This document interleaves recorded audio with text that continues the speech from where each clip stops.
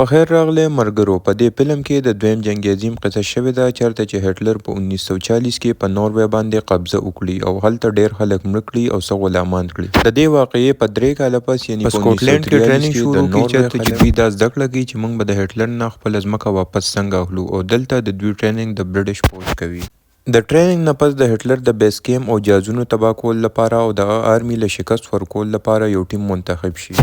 او دا ټیم د پوره ټریننګ نه پس د پوره ضرورت او د جنگي سامان سره ناروې ته واپس ولیږلی شي. خو د دوی د لیږلو په پوره 3 میاشتې پس صرف یو سړی د دې ټیم نه واپس راشي او د دې نو ټول مرګري هلته مړه شي. په دې فلم کې د دې بچ سوي سړي ټول حالات بیان کړي شوي دي چې څنګه دوی هلته لاړه، هلته په دوی کومې سختې تېرې شوې او د ده مرګري څنګه هټلر مړه کړه او دا د واپس د کم سختو نه پس راورسېدو. په دې فلم کې اوس د نن نه 3 میاشتې مخکیني حالات ښودلی شوي دي چېرته چې د جرمن پوځ په دې ټیم باندې حمله وکړي او د دوی کښتۍ تباه کړي. د کښتۍ تباه کېدو نه پس د جرمن پوځ په دې کښتۍ کې موجود ټول خلک غلامان کړي، خو په دې کې یو کس کوم چې بچ شوي وي هغه د یو کاڼي نه شاته پټ شوي او په موقع ملاوېدو سره د دغه ځای نه تښتېدو کوشش وکړي، خو د جرمن پوځ دا سړی ویني او د ده پسې شاته ورمنډه کړي او د شاته نه جرمن پوځ په ده باندې ډزې هم کوي چې په هغې کې په یو ډز باندې د ده خپه ولګي او د خپې غټه ګوته یې کټ شي، د ده د خپې نه وینه روانه شي. خو دا بیا هم همت وکړي او د جرمن پوځ نه تېښته کوي، خو د جرمن پوځ د ده د خپو د نښو پسې شاته اوس هم روان وي. جرمن پوځ له دوکه ورکول لپاره دا په یو ځای کې څلور طرفو ته د خپو خاپونه پرېږدي چې په هغه باندې د جرمن پوځ کنفیوز شي او د دې موقع د وجې دا سړی د دوی نه وتښتي. د څو ګنټو مزل نه پس دا سړی یو خول ته ورسي چېرته چې په ده باندې شپه راشي، خو دا سوچ وکړي که زه دلته ایسارېږم جرمن پوځ به ما ته راورسي او ما له به یو ډېر دردناک مرګ راکړي. د دې خول اوبه ډېرې یخې وي، خو دا بیا هم د جرمن د پوځ نه بچ کېدو دپاره دې ته ورودانګي او دویم طرف ته د جرمن پوځ د ده معلومېدو دپاره د پلرګنو او د بیټریانو استعمال کوي، خو چې هغه ته د دې څه اثرات معلوم نشي نو هغوی دا سوچ وکړي چې هغه به د یخنۍ د وجې چېرته مړ شوي وي. او بل طرف ته د جرمن یو مشر افیسر د ګیر شوي نورو بندیانو نه معلومات کوي چې هغه ته پته ولګي چې په دوی کې یو کس روغ دی، نو هغه د یو بل کس نه تپوس وکړي چې هغه څه شو. هغه ورته په دې جواب ورکړي چې ډېر یخ ته وجې هغه په خوړ کې مړ شوی دی، خو دا ورته ووایي چې څو پورې موږ ته د هغه باډي نه وي میلاو شوی د هغې پورې تاسو سرچ اپریشن کوئ. او بل طرف ته د تښتېدلې سړی ښودلی شوی دی چې هغه په څه طریقه دا خوړ کراس کړی دی او د خوړ نه بل طرف ته وړېدلی دی، خو اوس د هغه حالت ډېر زیات خراب دی. خو دا سړی د دې یخ نه باوجود هم په ځای نه ودرېږي چې ده ته مخکې یو ښځه او سړی وښکاري. دا د هغوی نه مدد وغواړي، هغوی چې د ده ډېر خلاف حالت وویني نو دا خپل کور ته راولي او ده له ګرمې کپړې هم ورکړي او د ګرمو کپړو سره ده له دوی هم ورکړي چې د هغې سره د ده زندګي بچ شي. او بل طرف ته د جرمن پوځ یو مشر د دې ګیر شوي بندیانو نه د دې تښتېدلي سړي باره کې معلومات کوي، خو دوی خپله خوله نه کولاوي. د هغې دپاره پې دا ډېر ظلمونه کوي، په یخو اوبو کې کېنوي، شاټونه وله ورکوي، نوکونه ترې وباسي، ځکه چې دې افیسر ته دا یقین وي چې دغه سړی بچ شوی دی او په یخو اوبو کې د 20 منټ نه سیوا څوک سروایو نشي کولی او د دې دپاره هغه خپله هم اوبو ته ورکوشي او دا چیک کړي چې د 20 منټ نه سیوا هغه ژوندی پاتې کېدی شي او په دې باندې هغه ډېر زیات غوسه شي. او بل طرف ته دغه تښتېدلي سړي حالت اوس لږ ښه شوي وي او هغه د مخکې په سفر باندې روان شي، خو دا سفر هم ډېر زیات مشکل دی. د ده څلور واړو طرفو ته ووري دي او د وورو سره ډېره تیزه سیلۍ هم چلیږي چې دغه د یو سړي رامنې کېدو دپاره پوره وي، خو دا سړی شکست نه مني او د څه ټیم مزل نه پس دته یو کور وښکاري چې دا ورشي هلته دته یو بوډۍ ښځه ښکاره شي چې بوډۍ ښځې ته پته ولګي چې دا د ناروې یو پوځي دی، نو هغه د دې مدد وکړي او ده له په زخمونو باندې دوایي پورې کړي. د دې نه پس دا بوډۍ ښځه ده له د یو سړي اډرس ورکړي چې د ده په تښتېدو کې د ده مدد کولی شي. د دې نه پس دا سړی د دې بوډۍ شکریه ادا کړي او خپل مخکې سفر باندې روان شي. د څو ورځو مزل نه پس دا سړی هغه اډرس ته ورسي کوم چې ولا بوډۍ ښځې ورکړی. دلته د ده ملاقات یو ښځې خاوند او د هغې لور ته وشي او دوی ته دا خپله ټوله قصه وکړي.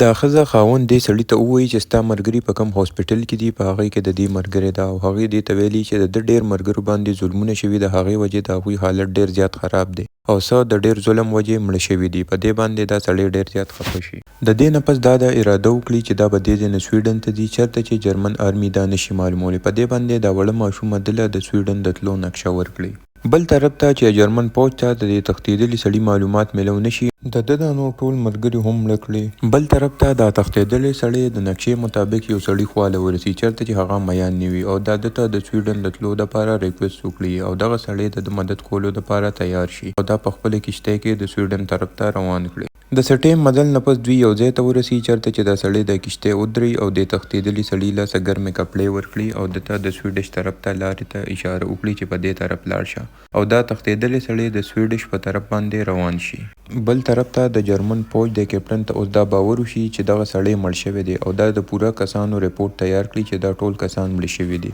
دا هټلر ته ویل د سټیم مسلسل مزل نه پس دا سړی یو کلي ته ورسي او کلي ته د وردننه کېدو په دوران دغلته جرمن پوځ وي. د هغې نه د وتو په دوران دا راپرېوځي. دا چې راپرېوځي د دې پوځ یو مشر دله راشي او دله تانه ورکړي، خو دا هغه له هېڅ جواب ورنه کړي او د دغه ځای نه روان شي. د دې سړي د دغه ځای نه ووتو باندې د کپټن ته دا خیال راشي چې دا خو چېرته هغه تښتېدلی سړی نه دی. په دې باندې دا حکم وکړي چې دا سړی واپس راولي، خو اوس ډېر زیات لیټ شوي او دا سړی ډېر زیات مخکې تللی وي. او بل طرف ته موږ لیدی شو چې دا سړی مسلسل په واوره کې روان دی او مزل کوي. دا لا په دې وورو کې روان وي، مزل کوي چې دا ویني چې یو جهاز د ده نه څلور واړو طرفو ته تاویږي. دا د دې نه تښتېدو کوشش کوي، خو د هغې نه مخکې دا جهاز په ده باندې ګولۍ ورول شروع کړي، خو خوشقسمتۍ سره ده ته یو ګولۍ هم ونه لګي. خو د ډېر زیات ګولۍ د چلولو په وجې دا واوره په راوښوېدو شي او دا په یو غټ توپان کې بدله شي. او دا توپان د څلور واړو طرفونه دا سړی ګیر کړي، او کله چې د جهاز والا دا سړی ویني نو دوی واپس او د دې توپان په ودرېدو په څو ګنټو پس چې دا سړی په هوش کې راشي، دا ویني چې څلور واړو طرفونه دا په واوره کې پټ دی او د ده حالت ډېر زیات خراب وي. دا د پاڅېدو کوشش وکړي، خو د حالت خرابېدو د وجې دا نشي پاڅېدی او په دې توپان کې د خوږېدو د وجې د ده د جسم نه وینه روان وي او سترګې ډېر زیاتې سرې شوي وي او د ډېرې یخنۍ د وجې د ده نوکونه هم غورځېږي. خو دا دونه مضبوط وي چې د دې حالات نه باوجود هم دا پاڅي او د خپل بچ کېدو کوشش کوي او دا په خوېدو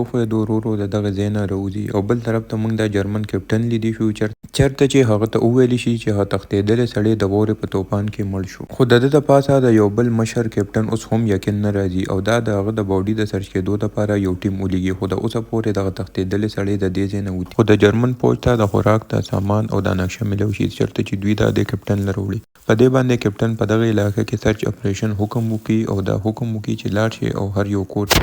تلاشي واخلي. بل طرف ته موږ لیدی شو تښتېدلی سړي د واورې او د یخ د وجې حالت ډېر زیات خراب وي، خو دا بیا هم شکست نه مني او مخکې مزل کوي. د ده خپې هم کار پرېښي وي، خو دا بیا هم نه ودرېږي او په کلاره تلو باندې دا یو کلي نږدې ورسي چېرته چې یو ښځه او سړی دا وویني او د ده د دې خراب حالت په لیدو باندې هغوی د ده طرف ته ورمنډه کړي او دا خپل کور ته بوځي. دلته دوی دله ګرمې کپړې ورکړي، د ده د زخمونو علاج وکړي، خو د ده د خپې انفیکشن ډېر زیات سیوا شوي وي. هغې د وجې دا مزل نشي کولی چې یو هفته پس دا په هوش کې راشي. د ده حالت ډېر زیات ښه شوي وي، خو د خپې د انفیکشن د وجې دا مزل نشي کولی. او بل طرف ته د جرمن پوځ کپټن ته اوس دا یقین وي چې دا تښتېدلی سړی ژوندی دی او هغه خپلو نورو پوځیانو ته حکم وکړي چې تاسو سرچ اپریشن وکړئ او د دې دپاره دوی د دې ښځې خاوند کور ته راورسي، خو دلته ورته دوی هېڅ هم نه وایي او د جرمن پوځ په تلو باندې دا ښځه او دا سړی د خپلو ملګرو په مدد سره دا تښتېدلی سړی په یو لرګي باندې سملوي او دا یو محفوظ ځای ته بوځي چېرته چې جرمن پوځ دوی ته نشي رسېدی. په ډېر زر د بارډر نه بل طرف ته تلو سه لار روباسو او د هغې پورې ته دلته انتظار وکړه او دا ځای محفوظ دی. اوس دا تښتېدلی سړی دې ځای کې یوازې پروت وي. د څو ورځو دلته یوازې تېرېدو نه پس د تښتېدلي سړي دماغ ورو کار پرېښی او ده به اوس د یرې خوبونه لیدل چېرته چې به کله د پسې جرمن آرمي راتله او کله به یې دا نیوه او کله به ده ډانس کوه. د څو هفتو تېرېدو نه پس د ده خیال خپلې خپې ته لاړو چېرته چې ده ولیده چې د ده خپې ګوتې په تورېدو دي او د ده انفیکشن په خورېدو دی، خو دلته د ده د مدد دپاره هېڅ څوک هم ني. د دې وجې دا خپل ځان مضبوط کړي او د یو چاقو په مدد سره په کومو ګوتو کې چې انفیکشن وي هغه کټ کړي او دې نه پس دا تیز چغې شروع کړي او د ډېر درد د وجې دا بېهوشه شي. څه ټایم تېرېدو پس د دې کلي خلک د ده خواله راشي او ده ته وایي چې موږ د ستاسو د بارډر بل طرف تلو بندوبست وکړو او د دې نه پس دا په یو کپړه کې بند کړي او هغه په لرګي کښېني او هغه په پړو باندې وتړي. کله چې دوی دا بل ځای ته وړي نو دغه ځای کې د جرمن پوځ هلیکاپټر راشي او د هغې نه پټېدو دپاره دوی دا سړی د یو غټ کاڼي شاته پټ کړي او د دې نه پس کلیواله د تښتېدلي سړي ته وایي چې ډېر ژر به یو څو کسان ستا خواله راشي او هغوی به د بارډر نه بل طرف ته وړېدو کې ستا مدد وکړي او د دې نه پس دوی د دې ځای نه روان شي. په دې انتظار کې څو ورځې تېرې شي خو د ده مدد له هېڅ څوک هم رانشي او دا دغلته د کاڼي لاندې انتظار کوي او دلته د شپې درجې حرارت هم -20 ډګري وي. اوس دته دا یقین وي چې د ده مدد له هېڅ څوک نه راشي. بل طرف ته د ښځه او سړی خپل منځ کې دا خبره کوي چې هغې سړي به اوسه پورې بارډر کروز کړی وي. په دې کې د شاته نه یو سړی راشي، دا هغه سړی دی کم چې به د دې تښتېدلي سړي په بارډر اوړېدو کې مدد کوي چې دا دوی ته ووایي چې ما د هغه د پیدا کېدو ډېر کوشش وکړو خو هغه ماته میلاو نه شو، چې په دې باندې د کلیوالو ته احساس وشي چې کیدای شي دغه تښتېدلي سړي موږ د غلط کاڼي لاندې پټ کړي وي او دا ډیره زیاته خفه شوې. د دې نه پس دا ښځه د یو خپل نرس ملګري سره د سړي د کتو دپاره کله چې دوی ورسي نو دوی ویني چې دا د څلور غونډ طرفونه په اوره کې پټ وي. دوی ترې زر زر دا اوره لر کړي. د واورې لر کېدو نه پس دوی وویني چې د ده په جسم کې هېڅ حرکت نشته. په هغې باندې دوی ته ولګي چې دا چېرته مړ شوی دی. خو دوی ویني چې د ده په جسم کې لږ حرکت دی. په هغې باندې دوی دا د کاڼي د لاندې نه راوباسي او ده ته ګرمې کپړې ور واچوي او ده له ګرم سوپ ورکړي او ده ته ووایي چې بس تا ته یو د 2-3 ګنټو نور انتظار کول پکار دي. او د هغې نه پس دوی کلي ته لاړ شي او هغه سړي ته ووایي کوم چې ده ته بارډر بل طرف ته بوتلو چې هغه اوس هم ژوندی دی. د دې نه پس یو څو کسان د ده خواله راشي او دا د لرګي په یو تخته باندې سملوي او دا د سویډش د بارډر طرف ته روان. خو دا اوس ډېر زیات کمزوري شوي وي او د شپې ډېرې زیاتې تیزې هواګانې هم روانې وي چې د هغې د وجې دا بېهوشه شي. او کله چې دا سترګې کولو کړي نو دا ګوري چې دا په یو غار کې پروت دي. په دې باندې ورته د ټیم د مشر ووایي چې موږ اوس بارډر نشو کراس کولی او اوس هلته ډېر زیات جرمن دي. موږ ته انتظار پکار دی. په دې باندې دا ډېر زیات غوسه شي او ورته ووایي چې زه ډېر زیات کمزوري شوی یم او که زه مړ شوم نو ما سره چې کوم امپورټنټ معلومات دي نو هغه به د نوروې آرمي ته ونه رسي. په دې باندې ورته د ګروپ ته لیډر ووایي چې موږ به زر تر زره څه لاره روباسو او د هغې پورې موږ ته دلته انتظار کول پکار دي. په دې غار کې اوس د دوی 6 ورځې تېرې شوې وي او د ده د خپې انفیکشن هم ورځ تر ورځه سیوا کېږي او د ده حالت هم ورځ تر ورځه ډېر خرابېږي. د دې انفیکشن د ودرېدو دپاره د ده د خپې لږه نوره حصه هم کټ کړی شي او دلته اوس یو سړی په صحیح طریقه د ده خیال هم ساتي. کله چې د ده حالت لږ ټینګ شي نو دا ټیم اراده وکړي چې د باندې بارډر کراس کوو. د دې دپاره دوی د بارډر نږدې راشي چېرته چې د جرمن آرمي هم د جرمن د فوج د نظر نه بچ کېدو دپاره دوی دا سړی لرګي په یو تخته باندې سملوي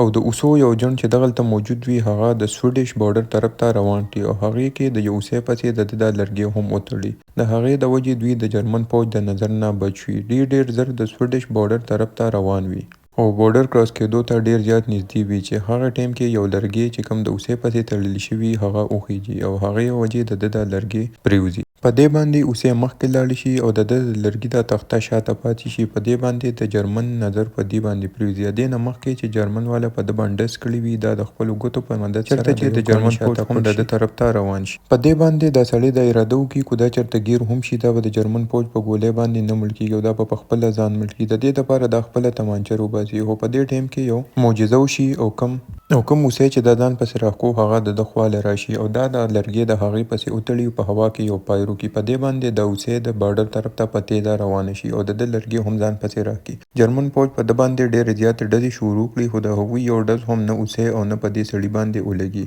او په آخره کې دا د سویډش بارډر په وړېدو باندې کامیاب شي چې دا د ده دپاره څه د معجزې نه کمه خبره نه وه. په دې باندې د جرمن فوج د خپل کپټن ته کال وکړي چې هغه سړی د موږ نه یو پیره بیا وتښتېدو. په دې باندې د ده خپو نه ځمکه وتښتي ځکه چې دا په اولني ځل و چې یو قیدي د ده نه وتښتېدو. او اوس په دې فلم کې د 3 میاشتې پس ټیم ښودلی شوی دی چېرته چې دا سړی اوس ډېر زیات صحتیاب شوي وي او د ګوتې د کټ کېدو د وجې دا اوس هم ګوټ ګرځي خو د ده په لاس کې ډېر اهم کاغذونه وي چې دا نظر کې دا سړی جنرال لیورګي اصلي هیرو دی فوج چې ځان یې د جرمن فوج نه بچ کړو او دا اهم معلومات یې راوړل. د جنگ د ختمېدو نه پس دغه کپټن کوم نه چې دا قیدي تښتېدلی و هغه له د مرګ سزا ورکړه او بل طرف ته د نوروې حکومت د خپل فوجي له خپل اهم ایوارډونه ورکړه خو د دې ټول هر څه اوس نوروې آزاده شوې وه او د خپل ټوله ژوندګي ډېر په ښه طریقه تېره کړه او په آخره کې دا په سن 1988 کې مړ شي.